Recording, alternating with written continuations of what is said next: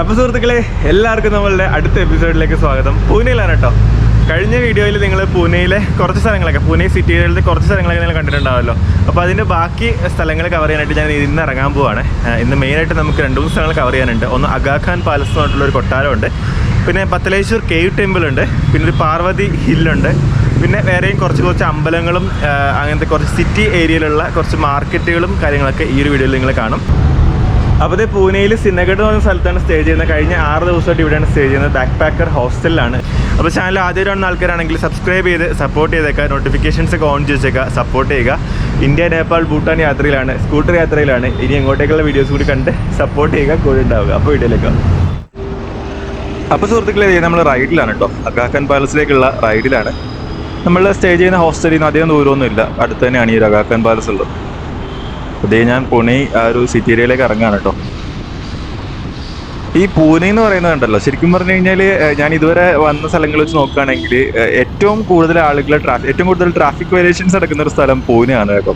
കാരണം ആർക്കും നോട്ടമൊന്നുമില്ല, ആരും ഹെൽമെറ്റ് വെക്കത്തില്ല, ആരും മിറർ നോക്കത്തില്ല, സിഗ്നലുകളൊന്നും ഇവിടെ ആരും ഫോളോ ചെയ്തില്ല. ഒരു എന്താ പറയുക, നമ്മൾ റൂൾസൊക്കെ ഫോളോ ചെയ്ത് ഓടിക്കുന്ന ഒരാൾക്ക് ഇവിടെ വന്നു കഴിഞ്ഞാൽ ഭയങ്കര ബുദ്ധിമുട്ടായിരിക്കും. കാരണം ആരും നോക്കത്തില്ല. നമ്മൾ ഗ്രീൻ ലൈറ്റ് കത്തി കിടക്കുമ്പോൾ നമ്മൾ വണ്ടി എടുത്തുകൊണ്ട് പോവുകയാണെങ്കിൽ ആ റെഡ് ലൈറ്റ് തിരിച്ചു വരുന്ന ഏതെങ്കിലുമൊക്കെ വണ്ടികൾ അപ്പുറത്തും ഇപ്പുറത്തും ഒക്കെ നമ്മുടെ കറക്റ്റ് നടുക്ക് വരും. അവരൊന്നും ഒരു സോറി പറയുക ഒന്നുമില്ല, അവർ അവരുടെ പാടി എടുത്തുകൊണ്ട് പോകും. ഭയങ്കര എന്താ പറയുക, നമുക്ക് ഇറിറ്റേറ്റിംഗ് ആയിട്ട് തോന്നും ഇവിടുത്തെ ട്രാഫിക്കും ഇവിടുത്തെ ലോക്കൽസ് ആയിട്ടുള്ള ആളുകളുടെ ഒരു ബിഹേവിയറൊക്കെ. ഈ വണ്ടിയൊക്കെ കണ്ടില്ലേ, യൂട്ടേൺ എടുത്ത് പോകുന്ന നോക്കിക്കേ. അതൊന്നും യൂട്ടേൺ അലൗഡ് ആയിട്ടുള്ള സ്ഥലമൊന്നും അല്ല, വെറുതെ അങ്ങ് എടുത്ത് പോവാണ്. നിങ്ങൾ നോക്കിക്കോണേ, ഈ സിഗ്നൽ നോക്കിക്കോണേ. ഇത് എങ്ങോട്ടാണ് പച്ചകത്തി കിടക്കുന്നത് നിങ്ങൾക്ക് കണ്ടാൽ മനസ്സിലാവൂല. അതാണ് ഇവിടുത്തെ ആളുകളുടെ ഒരു ഇത്. കാരണം അങ്ങോട്ട് വണ്ടികൾ പോകുന്നുണ്ട്, ഇങ്ങോട്ട് വണ്ടികൾ പോകുന്നുണ്ട്, നേരെ വണ്ടികളിടയ്ക്ക് ഓരോരുത്തന്മാർ എടുത്തുകൊണ്ട് പോകുന്നുണ്ട്. ഒരു സെക്കൻഡ് അങ്ങോട്ടും ഇങ്ങോട്ടും മാറി കഴിഞ്ഞ് കഴിഞ്ഞാൽ ഉറപ്പായിട്ടൊരു ആക്സിഡന്റ് ഉണ്ടാവും. അങ്ങനെയാണ് ഇവിടുത്തെ ആളുകൾ വണ്ടി ഓടിക്കുന്നത്. എന്താ ഇതിങ്ങനെയാണെന്ന് എനിക്ക് മനസ്സിലാവുള്ള കേട്ടോ.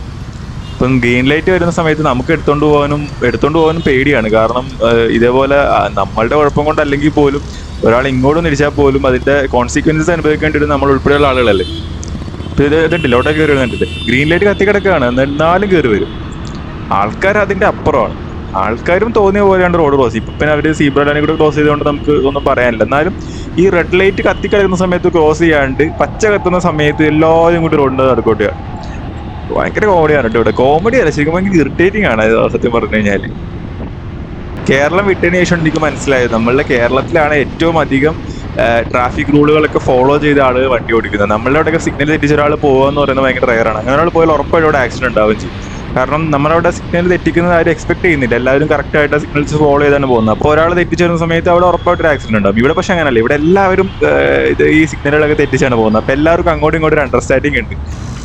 പിന്നെ ഹെൽമെറ്റ് എന്ന് പറയുന്നത് ഇവര് കണ്ടിട്ടില്ലെന്ന് തോന്നുന്നു. പിന്നെ ചില ആളുകൾ ഈ മുമ്പിൽ നിൽക്കുന്ന ചേച്ചിയെ പോലെ ചിലർ സ്കാർഫ് ഇങ്ങനെ തലയിൽ കൂടെ കിട്ടും. അത് ഇവിടുത്തെ പൊടി കാരണമാണ് കേട്ടോ. ഈ പൊടിയും വെയിലും കൊള്ളാതിരിക്കാൻ വേണ്ടിയിട്ട് ഇങ്ങനെ തല മുഴുവൻ മൂടിയിട്ട് ഇങ്ങനെ നടക്കും. എന്നാൽ പിന്നെ ഒരു ഹെൽമെറ്റ് വെക്കുക, അതുമില്ല. അറ്റ്ലീസ്റ്റ് വെയിൽ കൊള്ളാതിരിക്കാനെങ്കിലും ഒരു ഹെൽമെറ്റ് വെക്കുക, അതില്ല. ഇവിടുത്തെ ആളുകൾ എങ്ങനെയാണ്, ചിലർ വളരെ ചുരുക്കം ചിലരാണ് ഹെൽമെറ്റ് വെക്കുന്നത്. ശരിക്കും ഇവിടുത്തെ ബാക്കിയുള്ള ആളുകളൊക്കെ സിഗ്നൽസ് തെറ്റിച്ച് വരും എന്നുള്ള പൂർണ്ണ ബോധത്തോടു കൂടി വേണം പൂനെക്കൂടെ വണ്ടി ഓടിക്കാൻ. ഏത് സമയത്തും ഇങ്ങോട്ടൊരു അറ്റാക്ക് അല്ലെങ്കിൽ ഒരു ആക്സിഡന്റ് പ്രതീക്ഷിക്കാം എന്നുള്ള രീതിയിലാണ് നമ്മൾ വണ്ടി ഓടിക്കാനായിട്ട്. എന്നാൽ മാത്രമേ നമുക്ക് നമ്മുടെ കാര്യം സേഫ് ആവുള്ളൂ. ഇത് മേളിക്കൂടി ഇവിടുത്തെ മെട്രോ പോകുന്നുണ്ട്. എനിക്ക് മെട്രോയിൽ ഒന്ന് കയറണം എന്നുണ്ടായിരുന്നു, പക്ഷെ നോക്കട്ടെ, നമുക്ക് ഇവിടുന്ന് പോകുന്നതിന് മുമ്പായിട്ട് പറ്റുകയാണെങ്കിൽ ഒന്ന് ട്രൈ ചെയ്യണം. സിറ്റി അത്യാവശ്യം ക്ലീനൊക്കെയാണ് കേട്ടോ, ഭയങ്കര അഴുക്കായിട്ട് എടുക്കും അങ്ങനൊന്നുമില്ല, അത്യാവശ്യം വൃത്തിയും മെനയൊക്കെ ഉണ്ട്. ചില സ്ഥലങ്ങളിലൊക്കെ ക്യാമറ കൊണ്ടു കേട്ടോ. ഇതൊക്കെ വർക്കിംഗ് ആണോ ആർക്കറിയാം. വർക്കിംഗ് ആണെങ്കിൽ ഇവരിങ്ങനെ പോകത്തില്ല അതല്ലേ. കുറെ ട്രാഫിക് പോലീസും ഉണ്ട്. ഇവന്മാരൊക്കെ എന്തിനാണ് അവിടെ നിൽക്കുന്ന ഒരു ഐഡിയ ഇല്ല. ശരിക്കും പറഞ്ഞാൽ നമ്മുടെ കേരളത്തിലെ FBD ഉണ്ടല്ലോ, ഒരാഴ്ച ഇവിടെ കൊണ്ട് നിർത്തിയാൽ കോടിക്കണക്കിന് രൂപ ആദ്യത്തെ ഒരാഴ്ച കൊണ്ടുള്ള ഫൈന് തന്നെ കിട്ടും. കാരണം അത്രത്തോളം ട്രാഫിക് വയലേഷൻസ് തന്നെ നടക്കും. പിന്നെ വൈകുന്നേരങ്ങളിൽ ട്രാഫിക്കും ഭയങ്കര കൂടുതലാണ്. വണ്ടികൾ ഒരുപാടുണ്ട്. റോഡിന് വലിപ്പം ഉണ്ടെങ്കിൽ പോലും അത്രത്തോളം വണ്ടികളുണ്ട് ഇവിടെ. ചില സമയത്തൊക്കെ ബ്ലോക്ക് ഉണ്ടാവാറുണ്ട്. പിന്നെ നമ്മൾ കേരളത്തിൽ ജനിച്ച് വളർന്ന ആളുകൾക്ക് ഈ ട്രാഫിക് ബ്ലോക്ക് ഒന്നും ഒരു പുത്തരി ആയിരിക്കില്ല. നമ്മളിതിൻ്റെ അപ്പുറം ട്രാഫിക് ബ്ലോക്ക് കാണുന്നതാണ്, ഇതിനപ്പുറം ട്രാഫിക്കും കാണുന്നതാണ്. ആകെയുള്ള പ്രശ്നം ഇവിടുത്തെ ആളുകളുടെ ഒരു പത്തറ്റിക് ആയിട്ടുള്ള ഡ്രൈവിംഗ് സ്കില്ല് മാത്രമേ ഉള്ളൊരു വിഷയം. സുഹൃത്തുക്കളെ, കേരളം വിട്ടതിന് ശേഷം ഒരു നല്ല ഊണ് കഴിച്ചിട്ട് എന്താ പറയാ മാസങ്ങളായി കേട്ടോ. അപ്പൊ അങ്ങനെ ഭയങ്കര സർപ്രൈസിങ് ആയിട്ട് ഞാൻ ഇവിടെ ഒരു മലയാളി ഹോട്ടൽ കണ്ടുപിടിച്ചു. ഞാൻ വെറുതെ മാപ്പൊക്കെ എടുത്ത് തപ്പി നോക്കിയാണ്. അപ്പൊ ഒരു ഹോട്ടൽ കണ്ട്, ഹോട്ടൽ മേരി മാതാ. അപ്പൊ ഇവിടെ ദേ വന്നിട്ട് ഊണ് കഴിക്കാൻ കേട്ടോ. എനിക്കാണെങ്കിൽ നല്ല വിശപ്പും ഉണ്ട്, പിന്നെ ഒരു ഊണ്, നല്ലൊരു ഊണ് കഴിച്ചിട്ട് കുറെ നാളായതിൻ്റെതായിട്ടുള്ള ഒരു കൊതിയും ഉണ്ട്. അതുകൊണ്ടാണോ എന്ന് അറിയാൻ പാടില്ല, നല്ല അടിപൊളി ഊണായിരുന്നു കേട്ടോ. നല്ല കറികളായിരുന്നു, നല്ല ഊണായിരുന്നു. അവിടുത്തെ ചേച്ചിയാണെങ്കിലും നല്ല സഹകരണമായിരുന്നു. എനിക്കെന്തോ ഭയങ്കരമായിട്ട് സന്തോഷമായി, ഭയങ്കരമായിട്ട് മനസ്സും നിറഞ്ഞു, വയറും നിറഞ്ഞു എന്ന് പറയത്തില്ലേ. മലയാളികൾ ആരെങ്കിലും പൂനെ ഭാഗത്തേക്ക് വരുന്നുണ്ടെങ്കിൽ, നിങ്ങൾക്ക് ഒരു ഊണ് കഴിക്കാൻ താല്പര്യം ഉണ്ടെങ്കിൽ നിങ്ങൾക്ക് ഇവിടെ വന്ന് നോക്കാവുന്നതാണ്. ഊണ് മാത്രമല്ല, വേറെയും കുറേ സംഭവങ്ങളൊക്കെ ഉണ്ട്. എന്തായാലും നമുക്ക് നമ്മുടെ റൈഡ് കണ്ടിന്യൂ ചെയ്യാം. നമുക്ക് അഗാഖാൻ പാലസ് എത്തിയിട്ട് കാണാം.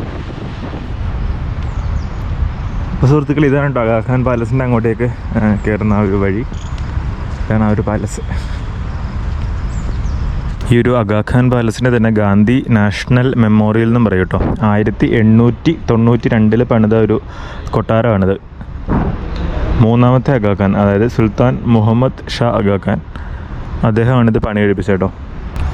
ഖോജ ഇസ്മായിലി എന്ന് പറഞ്ഞ ആ ഒരു മതത്തിൻ്റെ ഹെഡായിരുന്നു അദ്ദേഹം.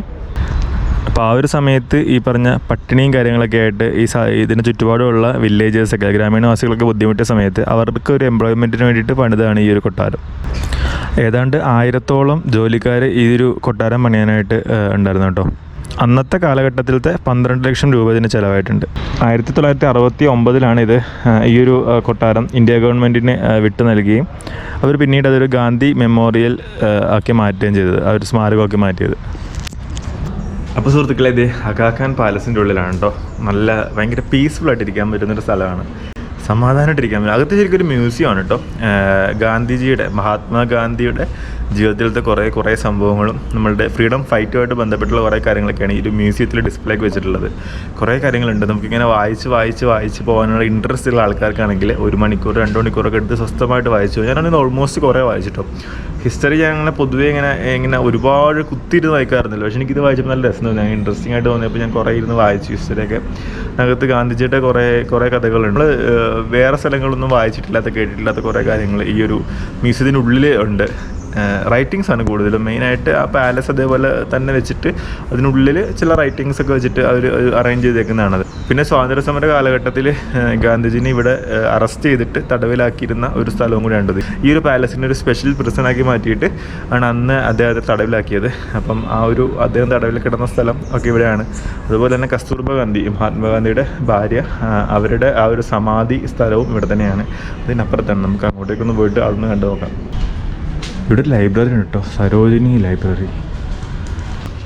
അപ്പോൾ ഇത് ഇവിടെയാണ് കേട്ടോ കസ്തൂർബ ഗാന്ധിയുടെ അവരുടെ സമാധി സ്ഥലം. ക്വിറ്റ് ഇന്ത്യ മൂവ്മെൻറ്റിൻ്റെ സമയത്ത് മഹാത്മാഗാന്ധിയും അദ്ദേഹത്തിൻ്റെ പത്നി കസ്തൂർബ ഗാന്ധിയും അതുപോലെ തന്നെ അദ്ദേഹത്തിൻ്റെ സെക്രട്ടറി മഹാദേവ് ദേശായിനൊക്കെ തടവിലാക്കിയിരുന്നു ഈ ഒരു അഗാഖാൻ പാലസിലായിരുന്നു. പീരീഡ് ഓഫ് 2 years, 2 വർഷത്തോളം. മഹാദേവ് ദേശായിക്ക് ഹാർട്ട് അറ്റാക്ക് വന്നിട്ടാണ് മരിച്ചത്. കസ്തൂർബ ഗാന്ധിക്ക് last day. Guys the Aga Khan പാലസിൻ്റെ ഒരു അറ്റത്തുള്ളൊരു സ്ഥലമാണ്. ഇത് നോക്കിക്ക്. അയ്യോ, ഞാൻ ഈ മരങ്ങളുടെ ഇത് കണ്ടുകൊണ്ട് ഇങ്ങോട്ടേക്ക് കയറിയാണ്. നല്ല ഭംഗിയുണ്ടായിട്ട്, നല്ല തണലും ഉണ്ട്, നല്ല ഒരു തണുപ്പുണ്ട് ഇവിടെ നിന്നിട്ട്. ആൽമരമാണ്. ഇവിടുത്തെ ടിക്കറ്റ് എടുക്കലൊക്കെ ഓൺലൈനായിട്ടാണ്. അവിടെ ഒരു QR കോഡ് വെച്ചിട്ടുണ്ട്. നമ്മളത് സ്കാൻ ചെയ്ത് നമ്മുടെ ഫോം ഫില്ല് ചെയ്യണം. പേരും കാര്യങ്ങളൊക്കെ ഫില്ല് ചെയ്തിട്ട് ഓൺലൈൻ പേയ്മെൻറ്റും ചെയ്തിട്ട് 20 രൂപ ആകെ. പക്ഷേ നമുക്കൊരു 10-20 മിനിറ്റ് അവിടെ അതിനുവേണ്ടി ചിലവാക്കേണ്ടി വരും. എന്നിട്ടാണ് അകത്തേക്ക് കയറുന്നത് കേട്ടോ. അപ്പോൾ ഞാൻ ഇപ്പം പാലസിൻ്റെ പുറത്തേക്ക് എത്തി, ഇവിടുത്തെ പാർക്കിംഗ് ഏരിയയിലെത്തി. ഞാൻ തിരിച്ച് റൂമിലേക്ക് പോകാനുണ്ട്. എനിക്ക് എന്തോ അത്ര സുഖം തോന്നുന്നില്ല. ഒരു ചെറിയ തലവേദനയുടെ ഒക്കെ ഒരു ഇതുണ്ട്. കണ്ണ് ഭയങ്കര വേദന എടുക്കണം. എനിക്ക് ഭയങ്കര തളർച്ച തോന്നുന്നുണ്ട്. അപ്പോൾ ഞാൻ തിരിച്ച് റൂമിൽ പോയിട്ട് റെസ്റ്റ് എടുക്കാമെന്ന് വിചാരിക്കുന്നു. നാളെ നമ്മൾ വീണ്ടും ഇറങ്ങും. സിറ്റിയിലത്തെ, പൂനെ സിറ്റിയിലത്തെ കുറേ സ്ഥലങ്ങൾ ഇനിയും കാണാനുണ്ട്. അപ്പോൾ അതെല്ലാം നാളെ നമ്മൾ ഡീറ്റെയിൽ ആയിട്ട് കവർ ചെയ്യും. അപ്പോൾ ഗുയിസ്, നമുക്കിനി ഇവിടെ പൂനെയിൽ ഇനിയും കുറച്ച് സ്ഥലങ്ങൾ പോകാനുണ്ട്. ഇനി 2-3 ട്രെക്കിങ്ങുകൾ ചെയ്യാനുണ്ട്. അത് ഒന്ന് സിനഗഡ് കോട്ടയാണ്. ഇവിടെ നമ്മൾ താമസിക്കുന്ന ആ ഒരു സിനഗഡ് എന്ന് പറഞ്ഞ സ്ഥലത്ത് തന്നെയുള്ള വളരെ ഫേമസ് ആയിട്ടുള്ള ഒരു ഫോർട്ടാണ്. ആ ഫോർട്ടിലേക്ക് നമ്മൾ പോകുന്നുണ്ട്. ആ ഒരു ട്രെക്കിംഗ് കാഴ്ചകളൊക്കെ ഇനി അടുത്ത വീഡിയോസിലായിട്ട് വരുന്നതാണ്. അതേപോലെ തന്നെ ഇവിടെ വേറൊരു കിടിലൻ ട്രെക്കിംഗ് സ്പോട്ട് ഉണ്ട്. റായറേശ്വർ എന്നാണ് ആ ഒരു സ്ഥലത്തിന്റെ പേര്. ഒരു മലമുകളിലുള്ള ഒരു ഗ്രാമമാണ്. അപ്പൊ ആ ഒരു ഗ്രാമത്തിൽ ഞാനും നമ്മുടെ പൂനെക്കാരനായിട്ടുള്ള നമ്മൾ കഴിഞ്ഞ വീഡിയോയിൽ കണ്ട റോഹൻ ബ്രോയും കൂടി ഒരുമിച്ച് ക്യാമ്പ് ചെയ്യുന്നൊരു വീഡിയോ ഉണ്ട്. അപ്പൊ ആ വീഡിയോസ് കിട്ടുന്ന സമയത്ത് അതൊക്കെ കണ്ട് സപ്പോർട്ട് ചെയ്യുക. ഒരു ലോങ് ട്രിപ്പിലാണ്, ഓൾറെഡി നമ്മൾ കുറെ മാസങ്ങളായിട്ട് യാത്രയിലാണ്, ഇനിയും കുറെ മാസങ്ങൾ കൂടി യാത്രയിൽ ഉണ്ടാവും. അപ്പൊ എല്ലാവരും നമ്മുടെ ചാനലൊക്കെ ഒന്ന് സബ്സ്ക്രൈബ് ചെയ്ത് സപ്പോർട്ട് ചെയ്തേക്കുക. അപ്പം എല്ലാവരും പറയുന്ന പോലെ എല്ലാവരും ഹാപ്പി ആയിട്ടിരിക്കുക, സേഫ് ആയിട്ടിരിക്കുക. അടുത്ത വീഡിയോ ഇടുമ്പം അതും കാണാൻ ശ്രമിക്കുക. അപ്പം ഓക്കെ, ബൈ.